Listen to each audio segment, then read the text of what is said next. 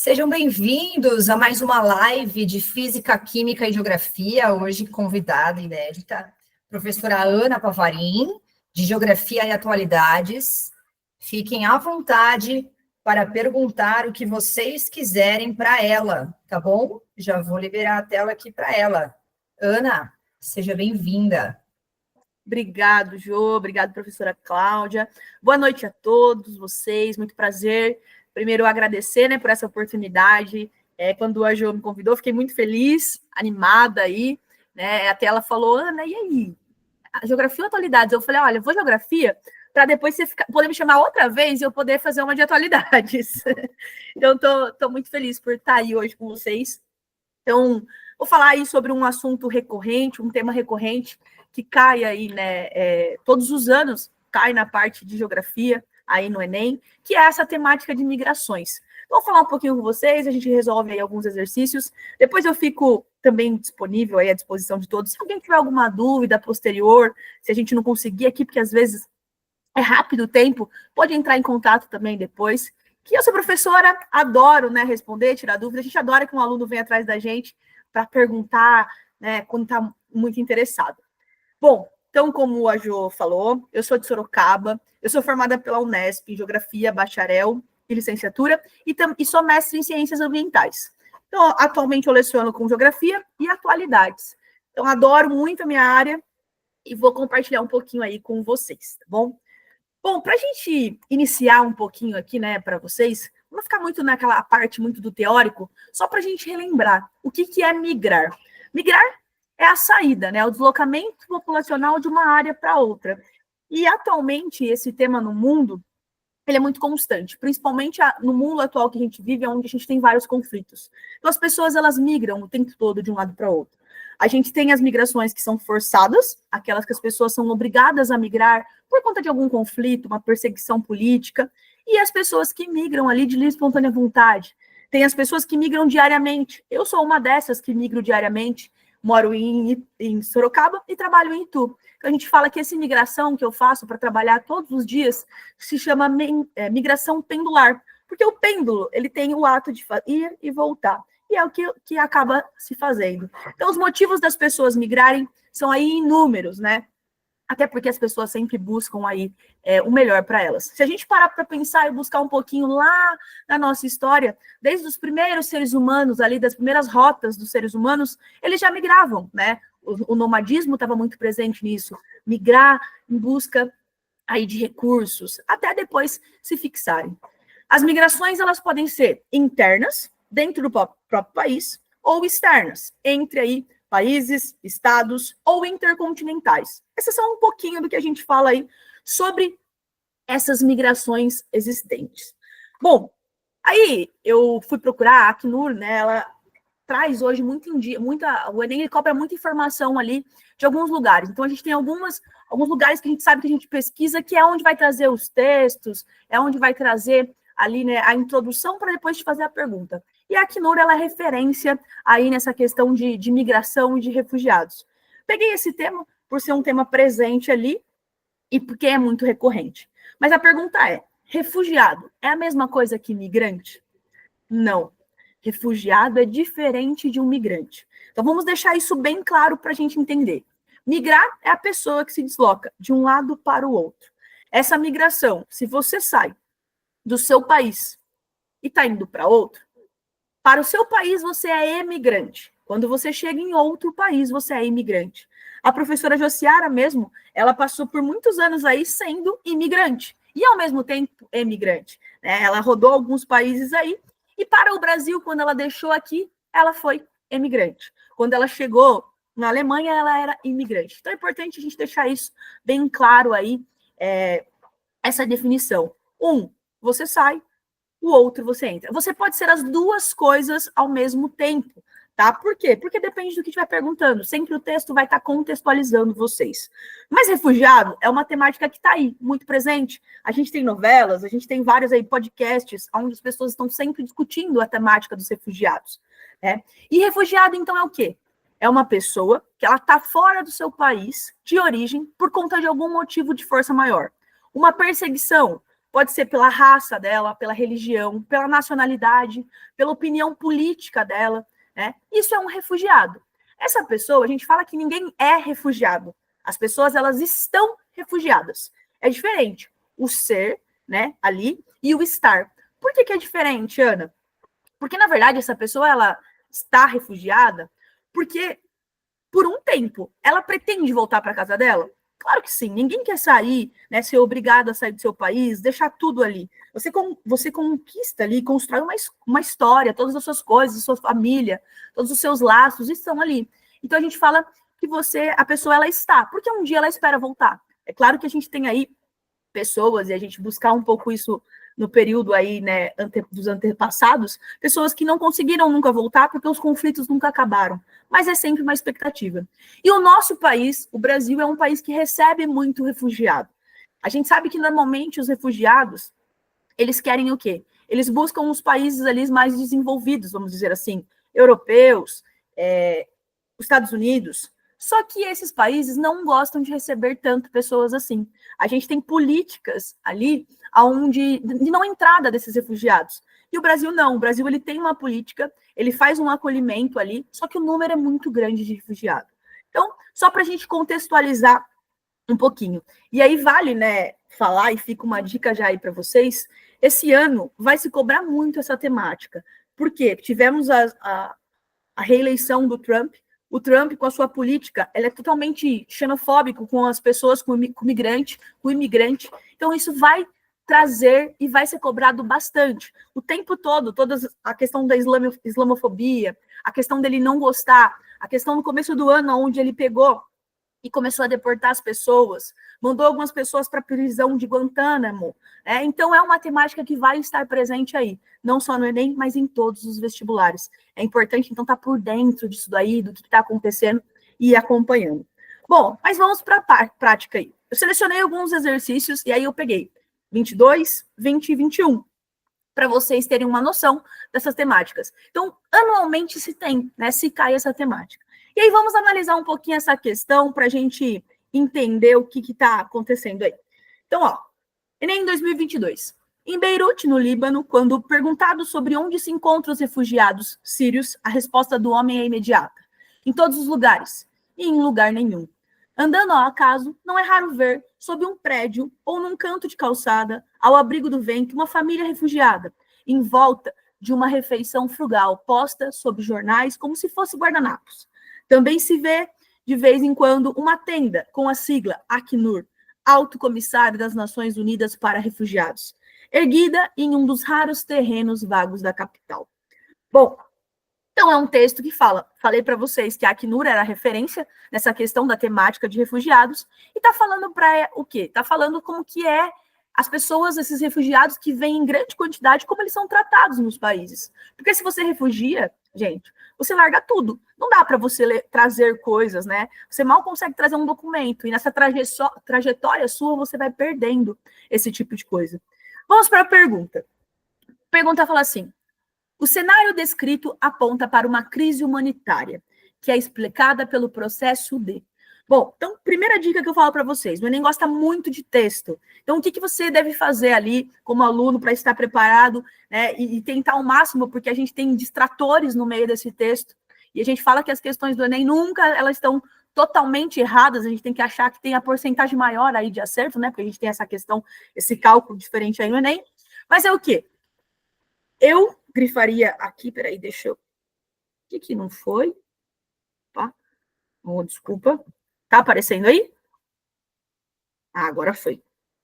O que você deveria fazer aqui? A primeira coisa, pegar aqui uma canetinha e marcar. Ana, desculpa, mas a gente está vendo só a capa, a gente está vendo a tela do Enem. Opa, peraí. Não está no modo apresentação. Aí. E agora? Refugiado migrante. O slide. E agora? Não? Ainda no slide. É a próxima página. Agora foi? Não. Peraí, então. Aí está no mapa. Na hora que eu compartilho, não vai? Aí. Vai, agora vai para frente. Vai para frente, é ótimo, né? Vai para frente. Nada? Mapa ainda? Mapa ainda. Tá, então vamos sem o grifo mesmo, gente. Acho que não tá indo pelo modo de exibição, né? Peraí. Deixa eu parar aí de novo. Já tá me dando nervoso aqui, gente, porque eu tenho tempo. Tô Relaxa, perdendo esse tempo. respira, respira. Tem gente chorando, ó, fica tranquila. Tá, ó. Nada ainda, não apareceu certo aí. Agora tá aparecendo. E agora, foi? Foi? Então, clica na televisãozinha lá embaixo do modo de apresentação. E não tá? Não. Mas, meu Deus, tá. Agora tá clica aí. aparecendo. Não, antes, isso. Peraí. Aí, deixa assim. Aí. Foi? Não, clica. Você apontou o mouse, mas não clicou. Aqui. Aí. Isso. Foi agora. Foi? Tá aparecendo? Tá Não. aparecendo. Pera, Não tá na maneira de apresentação. Mas, ó, tá dando... Vamos... Mas assim dá para ver. Tá, vou pôr do modo de leitura, que aí eu acho que leitura vai. Aí. Foi? Foi. Só não vai dar para eu grifar aí, mas, ó, vamos lá, então. O que é a primeira coisa que você deveria, para você não se perder nos textos, que a gente sabe que é maçante, são muitas questões, é muito tempo de prova. Primeira coisa, grifar aqui na segunda linha, refugiados, e ver quantas vezes essa palavra vai aparecer. Então, essa é uma primeira dica muito importante para vocês. Porque, normalmente, sobre a temática que for, ela vai aparecer mais do que 2 vezes. Então, essa é a primeira dica para vocês. Nas provas aí que a gente fala das ciências humanas, quando eu for querer um conceito, o Enem, vai aparecer no texto mais do que 2 vezes. E aí vocês podem ver. Na segunda linha tem a palavra refugiado aqui. A gente tem aqui, ó, na 2, 3, 4, 5. Na sexta linha, refugiado novamente. E aí a gente tem depois aqui, falando do Acnur, refugiado novamente. 3 vezes. Então, a palavra que aparecer aí na maior quantidade de vezes é a palavra aonde vai ser o conceito visto aí e aprendido para vocês, ensinado para vocês no decorrer dos anos aí que vocês vão estudando. Então, essa é a primeira dica. Então, você sabe que está falando sobre a temática de refugiados. Então, vamos lá. Uma crise humanitária? Primeira alternativa. É uma migração massiva de pessoas atingidas por uma catástrofe natural. O texto está falando sobre uma catástrofe natural? Está falando sobre um tsunami, um terremoto? Não fala sobre isso. Então, a gente já pode ignorar essa alternativa A. A B, hibridização cultural de grupos caracterizados por homogeneidade social. O que é aquilo que é homogêneo? Homogêneo é aquilo que é igual. A gente não tem ali, uma questão de homogeneidade. Pelo contrário, a gente está mostrando que é uma diferença muito grande. Então, a gente descartaria a letra B também. A letra C, desmobilização voluntária de militantes cooptados por seitas extremistas. Essa é aquela que é para chutar realmente o balde, Ela não tem nada a ver, não está falando de nenhum momento de militantes, muito menos de seitas extremistas. O texto está falando sobre o quê? Sobre refugiados. A gente viu que tem 3 vezes ali no texto ele. D, perseguição religiosa de fiéis orientados por lideranças fundamentalistas. Aqui, a gente poderia, assim, poderia ser uma perseguição religiosa, mas o texto não está falando o motivo que levou essas pessoas a migrarem. O texto está falando sobre a condição de vida dessas pessoas quando elas já chegaram em um outro país. Então, não poderia ser essa letra D. Ou E, desterritorialização forçada de populações afetadas por conflitos armados. Opa! Território, desterritorializar, tirar a pessoa do território de maneira forçada. Realmente, lembra, a pessoa ela está refugiada, ela não é. Ela está por quê? Porque ela foi forçada a deixar o país dela. Então, o que a gente eliminaria aqui? A gente eliminaria todas as 4 primeiras. A alternativa correta seria a letra E. Difícil? Não é difícil. Tem que estar um pouquinho com atenção. É claro que no meio da prova, que você tem ali muitos textos, e aí é por isso que eu venho e falo, sempre achou o conceito, grifa ele, a palavra. Não sai grifando tudo, gente, também, porque a gente sabe que vocês gostam de grifar tudo. A gente vê como professor no dia a dia vocês grifando tudo. Não, grifa ali realmente a palavra do conceito, porque isso já vai ajudar você a chegar ali no resultado melhor. Vamos para a próxima ali. De 2020. A presença de uma corrente migratória, por si só, não se explica a condição de vida dos imigrantes. Esta será somente a aparência de um fenômeno mais profundo, estruturado em relações socioeconômicas, muitas vezes perversas. E o que podemos dizer dos indivíduos que são deslocados do campo para a cidade e obrigados a viver em condições de vida culturalmente diferentes das que vivenciaram em seu lugar de origem. Bom, então a gente consegue ver que aqui, ó, a referência do texto é de geografia, então a gente está falando aqui sobre uma migração interna, onde a pessoa ela vai migrar do campo para a cidade, êxodo rural. Opa, mais um. A gente teve no Brasil um êxodo rural muito forte das pessoas, quando aconteceu a Revolução Verde, e aconteceu a modernização do campo, que foi o quê? As máquinas, as sementes transgênicas ali, tudo envolvido. Então a gente já entende o quê? Que as pessoas migraram para ali. Vamos ver o que está falando ali. O texto faz referência a um movimento migratório, que reflete o quê? Processo de deslocamento de trabalhadores motivado pelo aumento da oferta de empregos. Opa, peraí, será que as pessoas elas migraram, elas se deslocaram porque estavam oferecendo emprego para elas no campo? O que o texto fala aqui? Os deslocados do campo para a cidade, obrigados a viver em condições de vida diferentes. Então, é as pessoas que saem do campo, como que elas estariam voltando, ali para esse campo? B. Dinâmica experimentada por grande quantidade de pessoas, que resultou nos inchaços das grandes cidades. Peraí, a gente não teve um movimento no Brasil, a maior parte dos países, quando começou a modernizar, onde as pessoas saíram realmente e vieram para as cidades, e as cidades começaram a crescer de maneira desorganizada, ali, e aí começou a acontecer todos os problemas que a gente sabe que a gente encontra na área urbana, que é o quê? Processo de favelização, falta de infraestrutura. Essa daí é boa, saber. Vamos para C. Permuta de locais específicos, obedecendo a fatores cíclicos naturais. Opa, permuta, lugar específico, é um fator ciclo natural, as pessoas normalmente, com o tempo, ela vai sair do campo? Difícil, não encaixa muito bem essa aí, não. D. Circulação de pessoas diariamente em função do emprego. Eu sou uma pessoa que faço essa migração pendular, que é o quê? Por conta do meu emprego, todos os dias eu migro de um lado para o outro, ali para trabalhar. Ou E. Cultura de localização itinerante no espaço.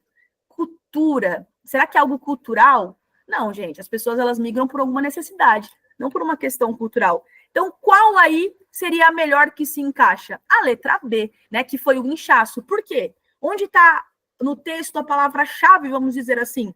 Está aqui nessas 3 últimas linhas que está falando indivíduos que são deslocados do campo para a cidade e obrigados a viver em condições de vida diferentes da que eles viviam. Então, as pessoas no êxodo rural, elas saíram ali do campo, onde ela plantava, tinha uma qualidade de vida, foi para a cidade. Chegou na cidade, tinha emprego para todo mundo?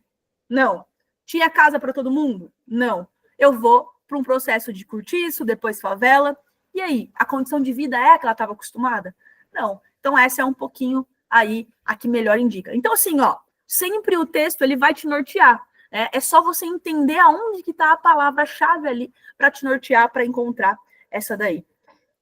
Bom, e aí a última, para eu terminar aqui com vocês, a gente tem aqui um outro texto, então, eu sei que é pesado, é bastante texto, é diferente ali, vamos lá. O fenômeno da mobilidade populacional vem, desde as últimas décadas do século XX, apresentando transformações significativas no seu comportamento, não só no Brasil, mas também como em outras partes do mundo. Esses novos processos se materializam, entre outros aspectos, na dimensão interna, pelo redirecionamento dos fluxos migratórios para as cidades médias, em detrimento dos grandes centros urbanos, pelos deslocamentos de curta duração, e as distâncias menores, pelos movimentos pendulares, que passam a assumir maior relevância nas estratégias de sobrevivência, não mais restritos aos grandes aglomerados. Gente, o Enem ele gosta muito dessa palavrinha movimento pendular. Acho que nos últimos 3 anos sempre caiu uma questão sobre o movimento pendular. Por quê? Porque, assim, dentre as migrações, os vários tipos, essa migração pendular as pessoas normalmente não dão tanta atenção. E é uma coisinha ali, é só você pensar, o pêndulo de hipnose nas pessoas ali que fala. Então, tá mostrando o quê? As pessoas, elas começaram a vir para cidades médias, saíram dos grandes centros e vieram para cidades médias. Pelos movimentos de distância e também para trabalhar. Pergunta. A redefinição dos fluxos migratórios internos no Brasil, no período apontado no texto, tem como causa a intensificação do processo do quê? Primeira, descapitalização do setor primário. Gente, está falando sobre as cidades. Está falando aqui sobre o setor primário é o quê? É a plantação, o extrativismo, a agricultura. Está falando sobre isso o texto? Não está falando nada disso. Então, a gente elimina a letra A. B, ampliação da economia informal. O texto, por acaso, em algum momento, fala sobre trabalhadores de maneira informal? Está falando sobre isso?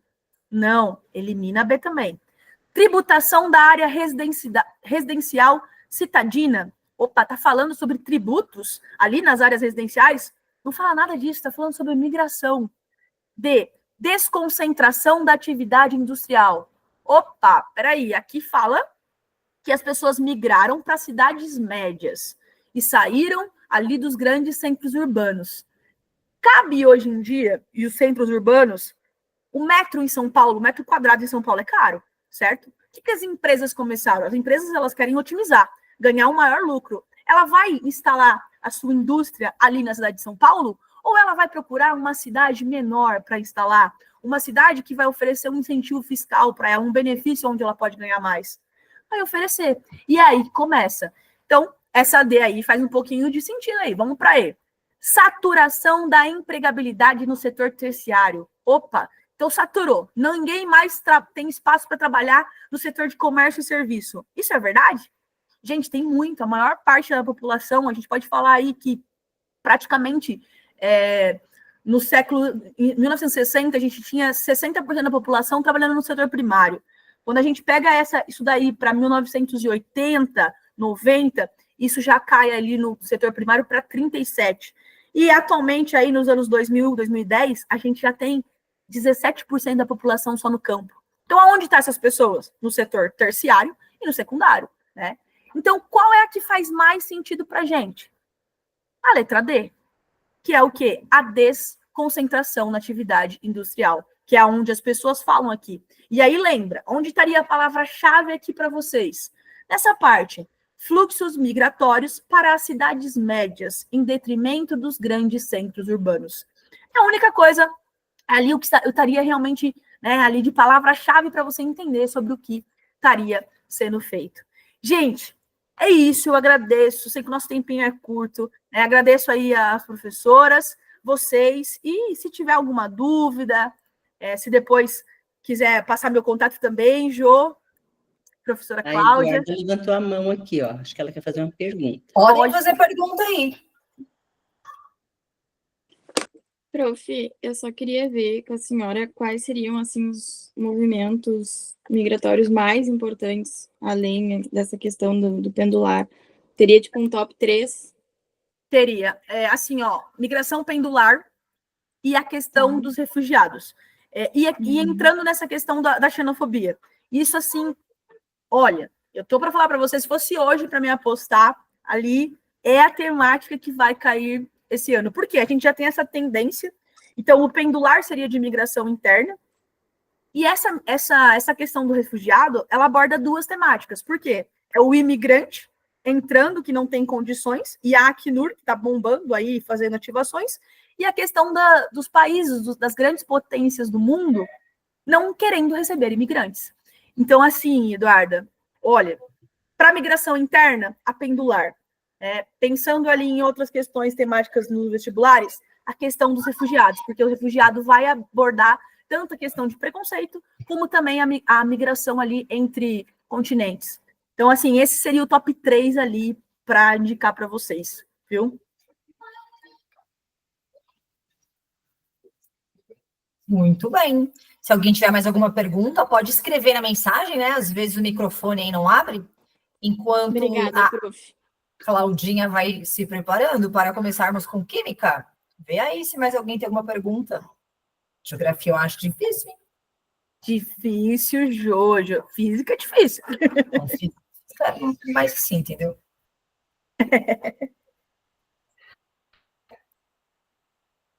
Acho que está desligado seu microfone, Cláudia.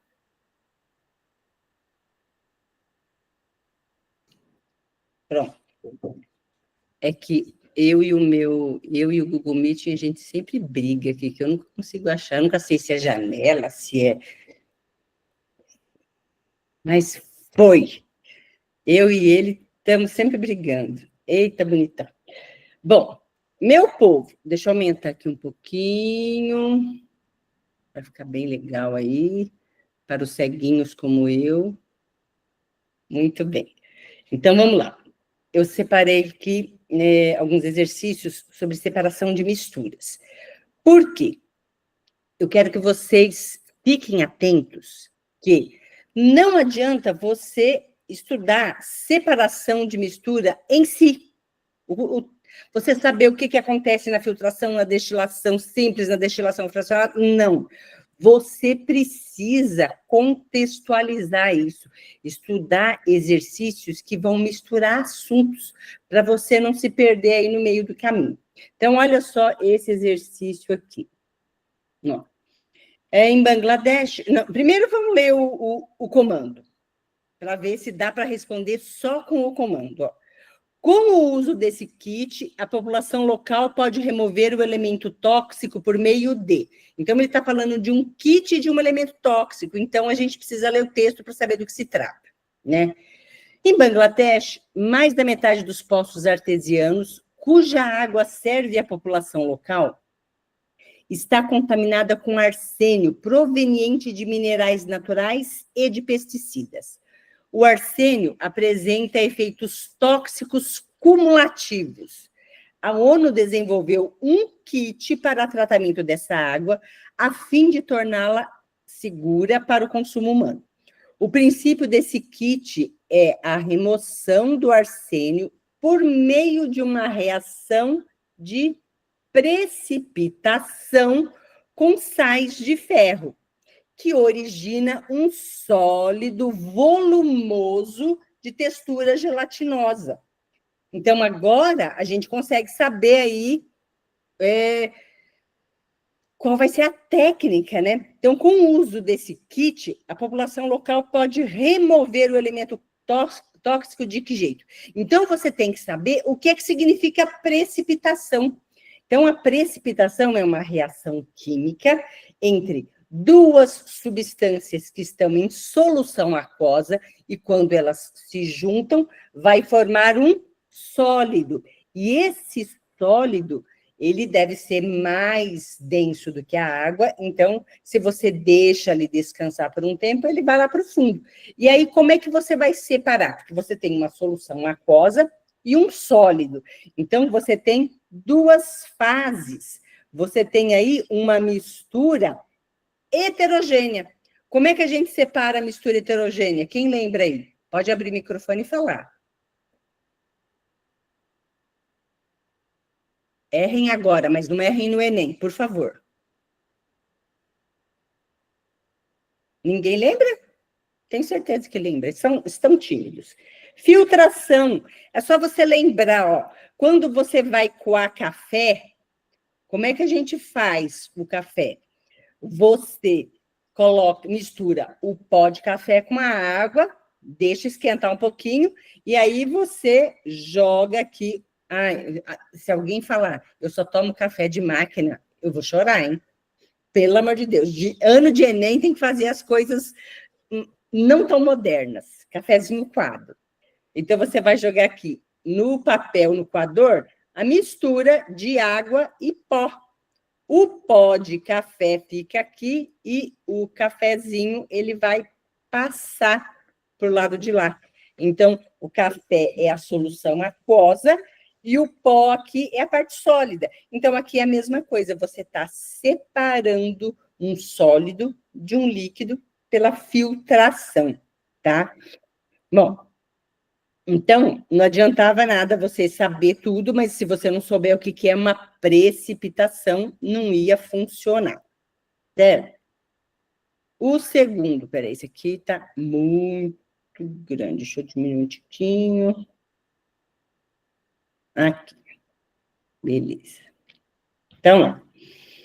O principal processo industrial utilizado na produção do fenol é a oxidação do cumeno, isopropilbenzeno. Então, isopropilbenzeno é esse primeiro carinha aqui, né? Aqui. A equação mostra que esse processo envolve a formação de hidroperóxido de cumila, que é esse segundo aqui, que em seguida é decomposto em fenol e acetona. Então, ele deu aqui, ó, fenol, acetona.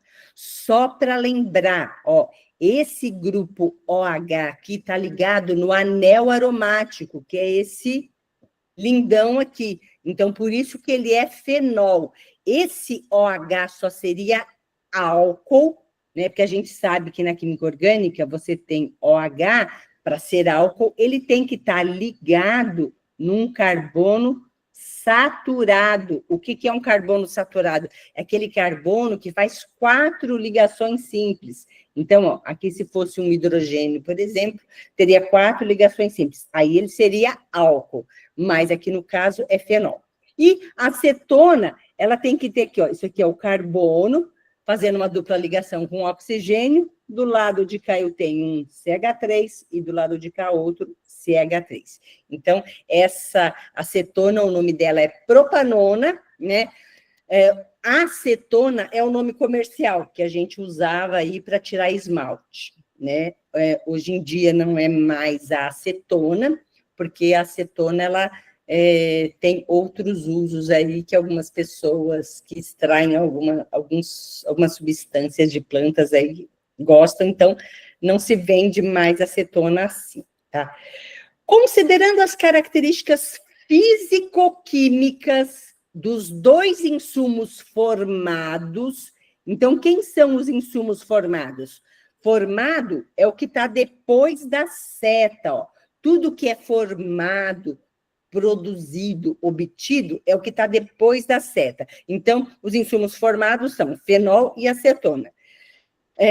O método utilizado para a separação da mistura em escala industrial é... Então, olha, você tem que considerar as características físico-químicas dessas 2 substâncias. Então, cadê a formulinha aqui das 2? Ó, eu coloquei as formulinhas aqui para você lembrar sobre a questão da polaridade, tá? Então, o fenol, ele é uma substância polar. Como é que eu sei que ela é polar? Porque ela tem a hidroxila. Compostos que têm hidroxila, ela vai ser polar. Por quê? Devido à diferença de eletronegatividade entre o oxigênio e o hidrogênio. O oxigênio atrai os elétrons da ligação para si, tá? Então, você vai ter um polo positivo no hidrogênio, porque é ele que perde o elétron, e um polo negativo no oxigênio, porque é ele que ganha. Então, essa substância é polar. A acetona. A acetona também é polar, porque tem uma diferença grande de eletronegatividade entre o carbono e o oxigênio. E você sabe, quem já fez unha, em alguns momentos que usou acetona, alguns cabeleireiros até acham acetona, sabe que ela dissolve na água. Então, se dissolve na água, ela é porque é polar, porque a água também é polar. Então, você tem 2 substâncias com a mesma polaridade, tá? Se elas têm a mesma polaridade, como a fórmula é bem diferente, o que elas vão ter de diferente aí? Elas vão ter pontos de ebulição diferentes. Como é que eu sei que o ponto de ebulição vai ser diferente? Porque o fenol, se eu colocar aqui, ó, outra molécula próxima do fenol, eles vão ter ligações que atraem uma molécula a outra molécula, que são chamadas ligações de hidrogênio. E a acetona, se eu colocar outra molécula aqui, ó, deixa eu apagar esse polo, vou colocar outra acetona aqui perto, ó, C dupla O, CH3, CH3. O polo negativo de uma vai atrair o polo positivo da outra. Como é que chama essa atração que une essas moléculas? É a dipolo-dipolo. E aqui é a ligação de hidrogênio. Então, quem é mais forte? A ligação de hidrogênio ou de polo-dipolo? A ligação de hidrogênio. Então, significa que essa substância aqui vai ter o ponto de ebulição maior do que o ponto de ebulição da acetona.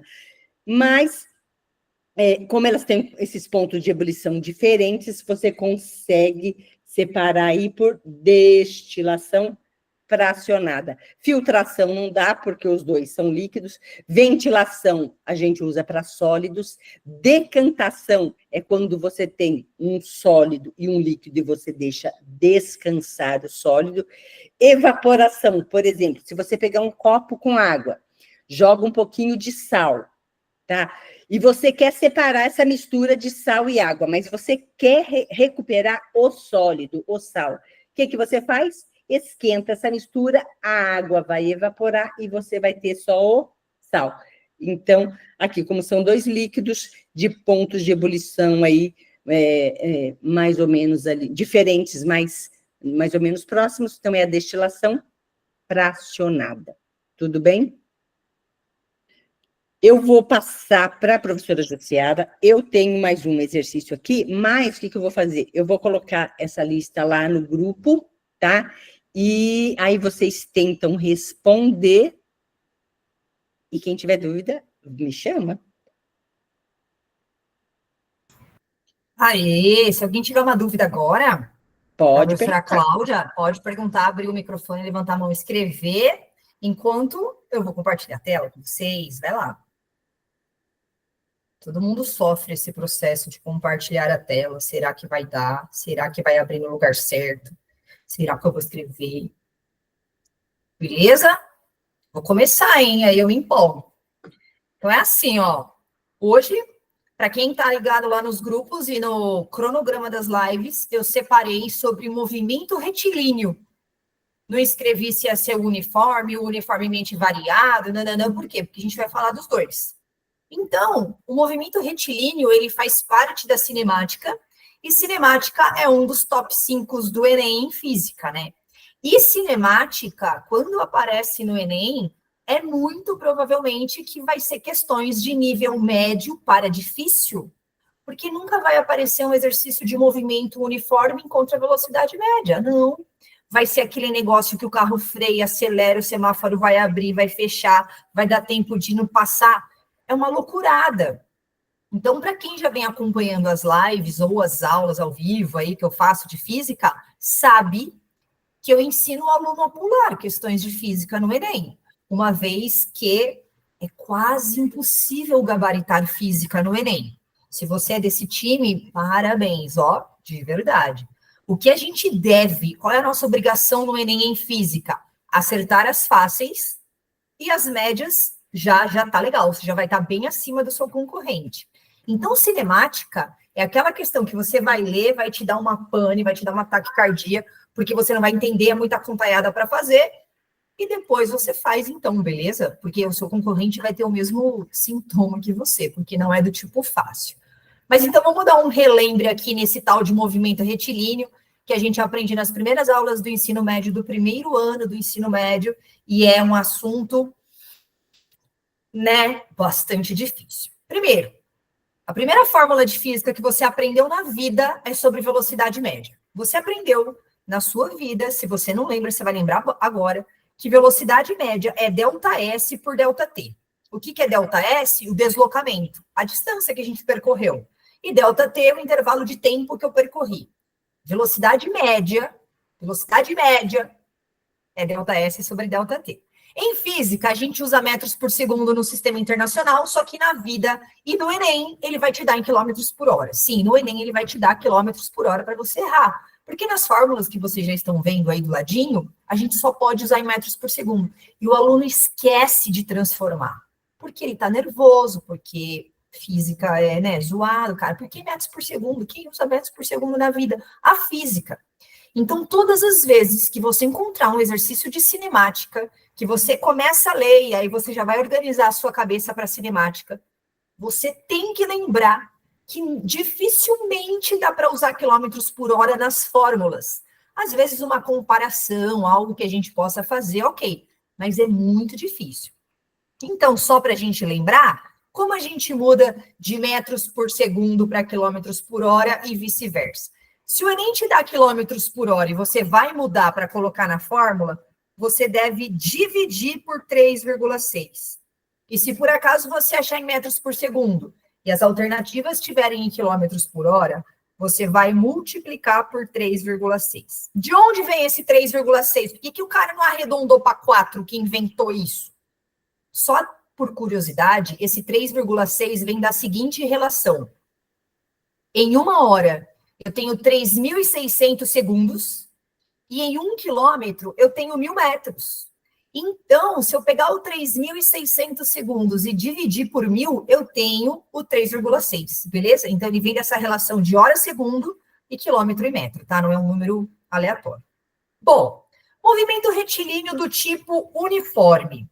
É o mais simplesinho, é aquele que a velocidade fica constante, ou seja, a velocidade média, ela é igual à velocidade inicial, que é igual à final, que é igual à velocidade de qualquer trecho. Movimento uniforme dificilmente cai simples, né? Porque é muito fácil. Então, o Enem vai misturar um pouquinho do uniforme com um pouquinho do uniformemente variado.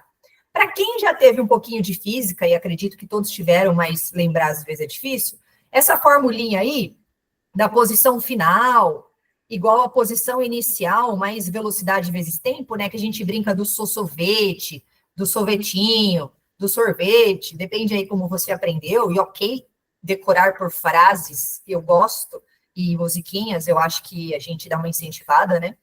Esse do sossovete, é difícil cair assim no Enem. Ah, por que você põe? Porque todo mundo viu isso na vida. Mas provavelmente vai ter que ter uma interpretação de texto, vai ter que pegar os dados e tal, não vai ser assim. Isso a gente aprende no colégio.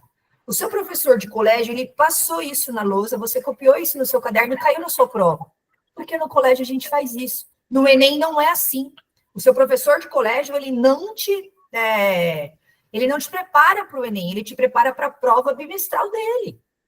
Cuidado com isso. Ah, a culpa é dele? Não, a culpa não é dele. No colégio, ele tem que te preparar para a prova dele. Para o Enem, você tem que correr atrás da vida, né? Sabe como que é. Beleza? No uniformemente variado, por que chama uniformemente variado? Porque é a velocidade que vai variar. Então, a partir de agora, a velocidade já varia. E quem que varia a velocidade? A aceleração.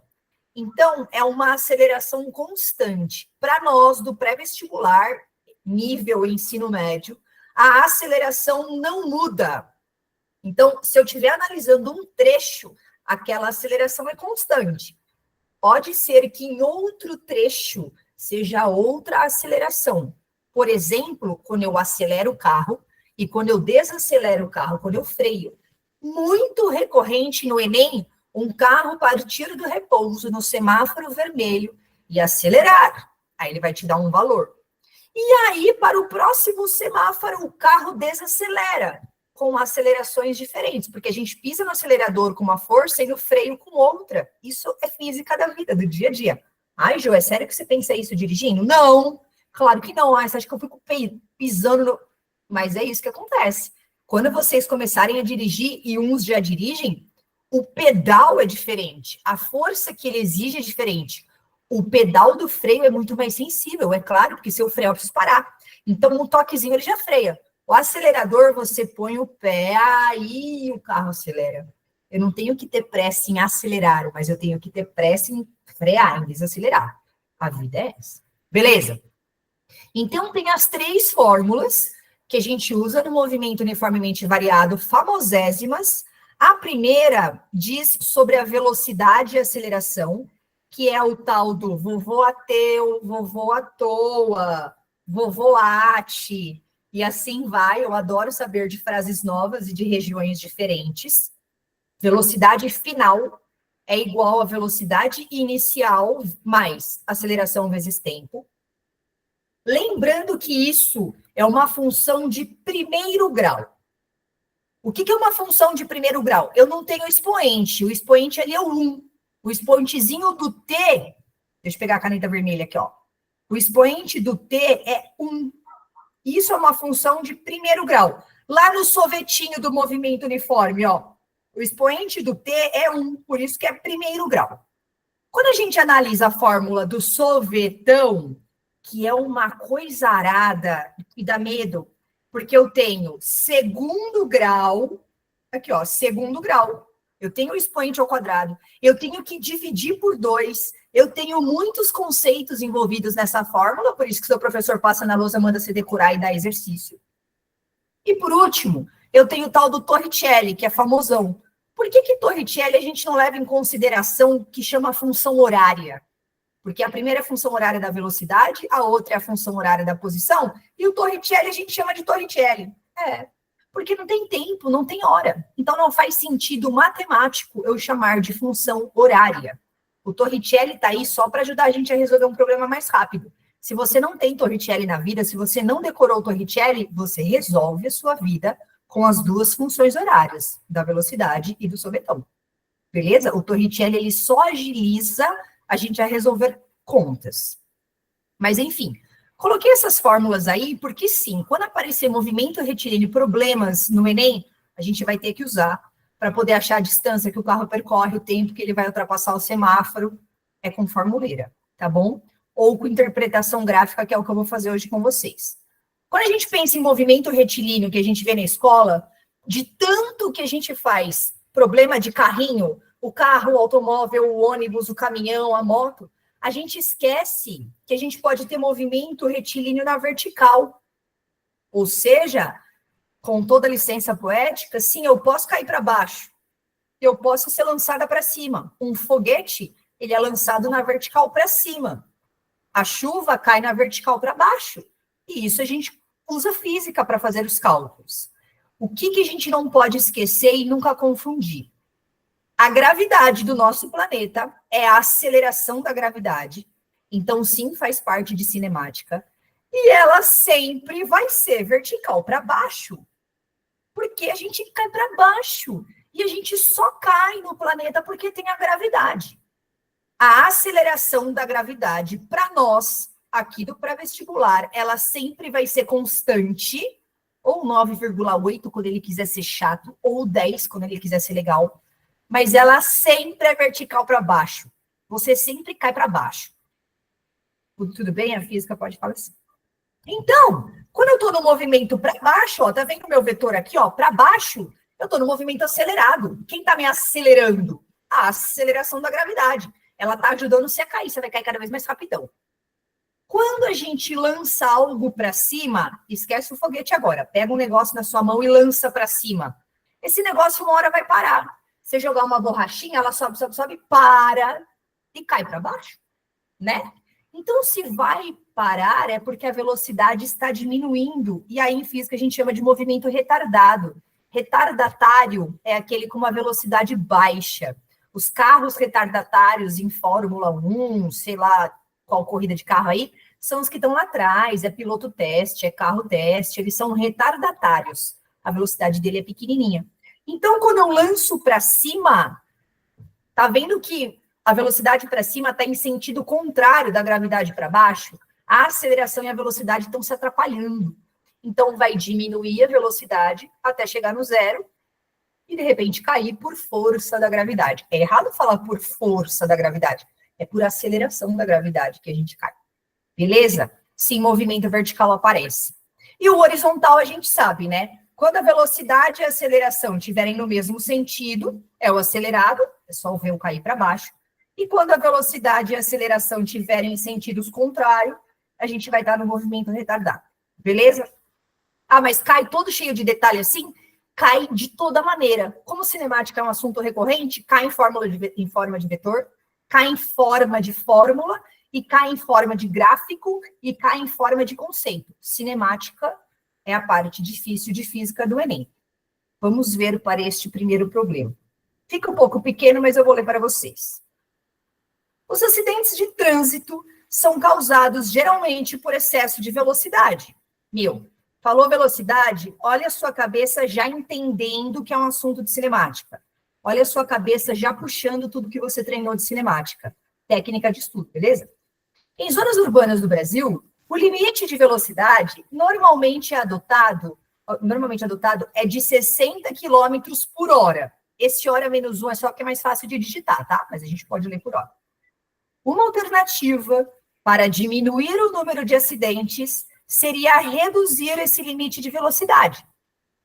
Considere uma pista seca, em bom estado, onde um carro é capaz de frear com uma desaceleração constante de 5 metros por segundo ao quadrado. E que o limite da velocidade reduza de 60 km por hora para 50 km por hora. Então, ele te deu duas situações. A primeira situação é que a rua tinha o limite de 60 km por hora. Aí o carro freia, ok. Eles perceberam que dava muito acidente. O que eles fizeram? Mudaram a rua para 50 km por hora, contando que os motoristas vão respeitar. E aí o número de acidentes reduziu. Beleza? É só isso por enquanto. Vamos lá para a perguntinha. Nessas condições, a distância necessária para a frenagem, desde a velocidade limite até a parada completa do veículo, será reduzida em um valor mais próximo de parada, parar, repouso em física é uma palavra-chave que significa velocidade zero. Isso aqui é um dado que passa batido para os alunos. Eles começam a falar que está faltando dado, que sabe como que é, ficou difícil, porque está escrito, não está em forma de número. Beleza? Então, vamos lá para a primeira situação. Já que são duas, eu vou ter que fazer duas contas. Qual que é a primeira situação? A velocidade limite de 60 km por hora. Então, se eu estou a 60 km por hora, essa é a minha velocidade inicial. Eu vou parar. Então, a minha velocidade vai ser zero. Eu estou com uma desaceleração, já que a minha velocidade é positiva, a minha aceleração vai ser negativa, porque eu vou frear, vai se atrapalhar, de 5 metros por segundo ao quadrado. Ele quer a minha distância. Ele quer que eu ache o meu ΔS. Qual fórmula do slide passado você acha que eu vou usar? Ele não me falou de tempo. É aí que entra o Torricelli. Então, se você não tem o Torricelli, você vai jogar em uma para achar o tempo, para jogar na outra, você vai dar uma demoradinha. Beleza? Eu vou de Torricelli aqui direto. Qual que é a primeira pegadinha? A gente lembrar da velocidade. O Enem vai te dar em quilômetros por hora, porque o Enem é vida, e a nossa vida é quilômetros por hora. Então, a gente vai dividir por 3,6, e o Enem adora números feios. Ele não dá número redondo, porque ele acha que você tem tempo, que você tá tranquilão, que você sabe fazer essa conta de cabeça, e aí é zoado. Tô roubando aqui na calculadora. 60 dividido por 3,6 dá aproximadamente 16,7 metros por segundo. Metros por segundo. Então, vamos lá, de Torricelli. Velocidade final ao quadrado, velocidade inicial ao quadrado, mais 2A ΔS. Depois vão me contando aí a frase que vocês aprenderam para o Torricelli, tá? Porque tem várias, tem piadas, tem coisas proibidas para menores, sabe como que é, né? Então, vamos lá, ó. Aqui é 0 ao quadrado, aqui é o 16,7 ao quadrado. Olha que belezinha de número, Enem. Obrigada, Enem. Uhum.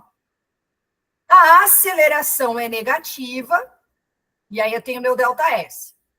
Isso daqui me dá menos 10 ΔS, que eu já vou passar para o outro lado, mais 10 ΔS. Já vou trabalhar com número positivo, já vou passar minha incógnita para lá, porque a nossa cabeça prefere isso. O 16,7 ao quadrado, aproximadamente, roubando na calculadora, tá? É claro que eu não sei fazer isso de cabeça também. Dá 278,3. Vou passar o 10 dividindo, o meu ΔS, então, né?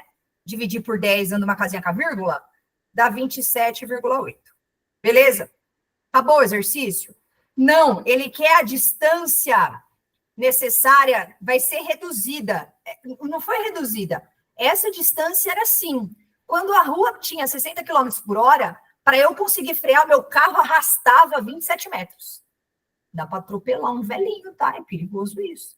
E o que eu vou fazer agora? Agora eu vou fazer tudo de novo, só que com a velocidade inicial de 50 km por hora. Nossa, e vai ter que dividir por 3,6 de novo? Aham.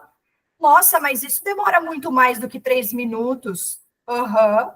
Por isso que tem questão no Enem de Física que você faz em 30 segundos. Já fizemos várias aqui nas lives.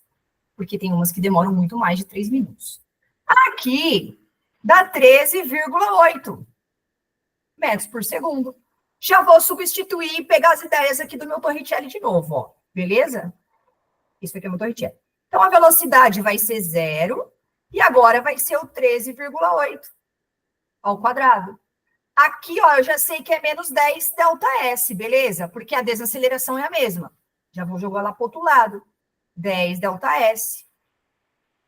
O 13,8 ao quadrado dá 191, meu pai do céu, 0,6. Opa, escrevi errado, já dividi por 10, né? 191,6. Aí, dividindo por 10, dá o tal do 19,1 metros. Qual é a diferença? Então, era 27 e passou a ser 19. O que eu tenho que fazer? 27,8 menos 19,1. 27,8 menos 19,1 dá aproximadamente 8,7 metros. Ah, tá. E ele falou o valor mais próximo. Então é 9. Nível da questão, difícil. É claro que é difícil. Só essa conta aí de dividir por 3,6, a galera já erra, põe os 50 lá e nunca vai achar a resposta. Para você agora, a matemática é pesada. Essas contas com vírgula, meu, é o capeta, né? Desculpa, mas é. A física da coisa. Cara, você tinha que saber torre retiana. Beleza? Vamos mais um aí. Esse que não precisava saber fórmula nenhuma, por interpretação. Um professor lança uma esfera verticalmente para cima, a qual retorna, depois de alguns segundos, ao ponto de lançamento. Em seguida, lista um quadro, todas as possibilidades para as grandezas cinemáticas. Olha lá, velocidade, aceleração, igual a 0, diferente de 0. Daqui a pouco a gente volta para a tabela. Embaixo, grandezas com módulo nulo não tem sentido definido, né? Se é 0, eu não falo que é 0 para baixo. Não, é 0, cara, é 0, né? Beleza.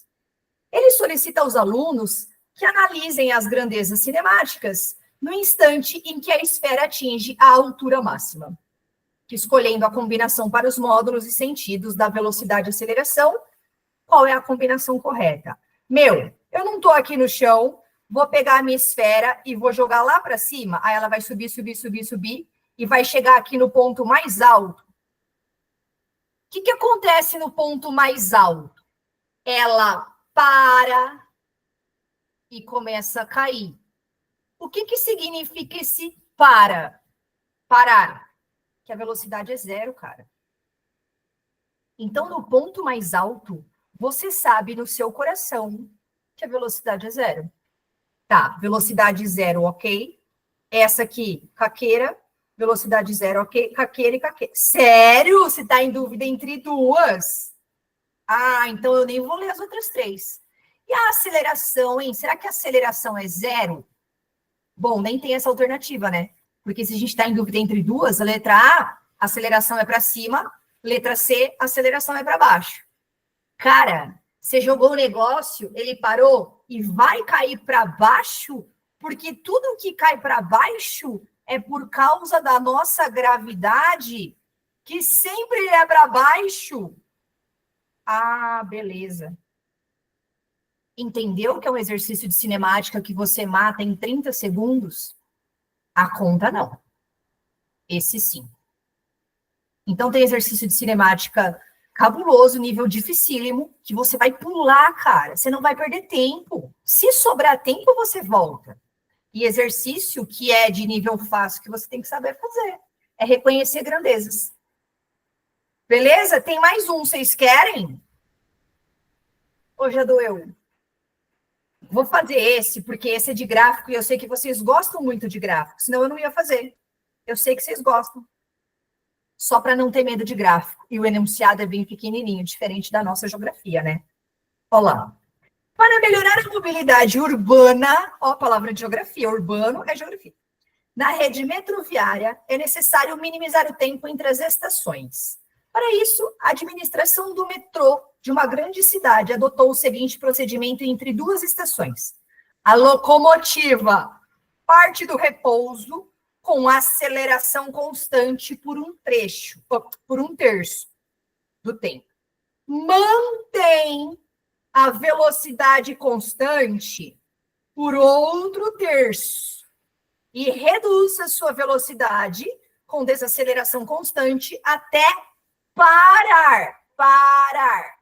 De novo a palavra parar. Beleza? Qual é o gráfico da posição em função do tempo que representa o movimento? O segredo está no trecho do meio.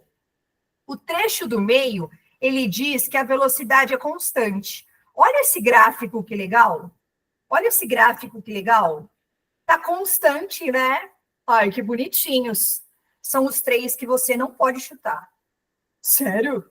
Mas é que, cara, é gráfico de posição. Quando a posição tá constante, é porque ele tá parado. O tempo tá passando e você tá na mesma posição. Você tá parado. Isso aqui é estar parado. Não é a velocidade constante, é a sua posição constante. Quando que ele vai parar? No trecho final, né? Qual é o trecho final parado? Esse aqui. Ah, tá. Então é a letra C. E o resto do gráfico? Sei lá. Entendeu? São as palavras-chave que a gente usa para pegar a pegadinha do Enem. Mas só para a gente analisar bonitinho, olha só. O primeiro, ele parte do repouso com aceleração, tem essa curvinha. Para quem lembra, um gráfico de posição pelo tempo é uma parábola, porque é uma função de segundo grau, mimimi, cocô. Não precisa fazer isso. Na velocidade constante, ó, a posição é uma reta. Então, aqui no meio, a posição vai aumentando, porque você está andando com uma velocidade constante, você está andando para frente. A posição está indo até a próxima estação. Beleza? Tá todo mundo bem? Tá todo mundo Amei. melhor? Amei. Vamos descompartilhar a tela? Ou vocês querem tirar algum printzinho? Quer tirar o printzinho da teoria? Pode tirar. Pode tirar. A tia deixa. Perguntas. Física, química e geografia. Podem perguntar, podem escrever, podem levantar a mão. Podem falar assim, meu, credo. Pode falar. Não tem problema, tem gente chegando agora, ó. E se vocês gostaram da aula, vocês podem comentar lá no Instagram, no nosso post também, que vai ser legal, que a gente quer mais gente assistindo a aula. Tem gente chegando agora na hora das dúvidas. Podem perguntar. O que vocês acharam que é mais fácil na vida? Geografia, química ou física? Lógica química, né, gente? Eu tenho a minha opinião. Claro. Prof de química. Vai lá, Claudinha, com você. Eu vou descompartilhar a tela só para a gente ficar mais à vontade, tá? Porque isso dá um pânico, né? Chega de física. Porque quem foi que perguntou do ponto de ebulição? Dudu. Isso. Tá. Porque eu não poderia... Porque os pontos de ebulição são diferentes, mas eles não são tão distantes assim, né? E aí, na evaporação, vai acabar evaporando todo mundo. E na destilação fracionada, os pontos de ebulição... Como é que funciona uma destilação fracionada? Você tem uma torre, que a gente chama de torre de fracionamento, e dentro dela, ela tem, assim, umas bolinhas, uns desvios, que o líquido, ele vai evaporando, então ele vai subir, a gente esquenta. Quem vai subir primeiro na torre? O líquido que tiver o menor ponto de ebulição. Aí ele vai subindo, subindo, subindo. O outro também sobe, só que numa velocidade menor. E aí, essa torre, ela é mais quente embaixo, mais fria em cima. Quando vai chegando lá em cima, o gás, o vapor que chegar primeiro, ele vai se transformar em líquido, e aí você consegue separar mais fácil, tá? Porque quando os pontos de ebulição são diferentes, mas são próximos, se você evaporar um, você evapora o outro, tá? Você pode tentar fazer um experimento, deixa eu ver, em casa, o que a gente tem? A gente tem etanol e... teria que ser acetona, né? Mas acetona... Mas o outro solvente lá do esmalte também, que é um éter lá, um diéter. Você coloca os dois juntos lá num copinho e você pode botar num lugar onde tem uma janela com sol bem, bem quente, você vai ver que o negócio vai evaporar praticamente ao mesmo tempo. E se você colocar o copo, a mistura, um pouquinho de álcool e um pouquinho do solvente lá para esmalte, e colocar uma tampinha em cima, quando ele evaporar, se você tentar sentir o cheiro, você vai sentir o cheiro dos dois, do álcool e do solvente do esmalte. Porque como os pontos de ebulição são diferentes, mas próximos, evapora tudo junto. E na destilação fracionada, não. Ele vai evaporando, pode evaporar os dois, mas aquele que tem o ponto de ebulição menor, ele vai subir mais rápido na coluna de fracionamento, que é a mesma coisa que acontece na destilação do petróleo, quando você vai destilar gases, que os gases são os primeiros a ser extraídos do petróleo, né? Você evapora lá, esquenta a mistura, aí você vai tirar lá os gases na coluna de fracionamento, através a condensação ocorre primeiro do gás que tem o ponto de ebulição menor, depois, logo a seguida, vem o outro gás com o ponto de ebulição um pouquinho maior, então ele consegue separar várias substâncias ao mesmo tempo ali, na coluna de fracionamento, tá? Bom, se você fosse da mentoria, eu já ia mandar você assistir o vídeo, né? Porque eu tenho uma aula que eu gravei, o experimento de destilação fracionada. Então, você vê exatamente, ali você vê as bolhazinhas sendo formadas, a destilação acontecendo, tá? Mas espero que tenha entendido. Mais alguém? Sim. Mas alguém tem alguma dúvida? De Manda bem, geografia? gente. Física não tem dúvida, porque física é fácil, né, galera? A galera vê a aula, entende tudo, fica tranquilão, tá pronto pro Enem. Física é sempre assim. Geografia também, muito tranquilo, igual física. Olha, geografia, eu vejo aqueles tamanhos de texto, eu fico com medo. Fico com medo. Eu sei que tem gente que vê física e também fica com medo. Cara, mas aqueles textos, assim, aí eu começo a ler a letra A, cara, eu já nem lembro mais o que tem no texto. Tem um probleminha aqui na minha cabeça. E aí, galera, não? Ó, fiquem à vontade aí. Eu sei que pode falar, Karina. Ou escrever, não sei como está a sua situação. Eu posso falar? Pode falar. Lógico. A minha pergunta é para a Cláudia. Eu queria saber como que nesse exercício aí que o Dudu perguntou, eu ia saber que o ponto de ebulição deles era perto. Você não precisa nem saber que é perto. É que agora eu já descompartilhei, né? Mas, assim, se tem uma hidroxila e tem uma carbonila, você sabe que as ligações que unem as moléculas são diferentes, né? Quando tem o grupo OH, vai ser a ligação de hidrogênio, e quando tem a carbonila, é a dipolo-dipolo. Então, quem tem ligação de hidrogênio, a ligação é mais forte entre as moléculas. Então, o ponto de ebulição é maior. Você não precisa saber se é próximo ou distante. Você sabe que é diferente. E lá na alternativa, ele, graças a Deus, ele só deu um tipo de destilação, que é a destilação fracionada. Porque se ele tivesse dado como opção destilação simples e destilação fracionada, aí ele teria que te fornecer o ponto de ebulição, porque aí você não é obrigado a saber ponto de ebulição de nada, tá? Então, ali você só tem que saber que os pontos de ebulição são diferentes. E aí, a única opção é a destilação fracionada. Certo?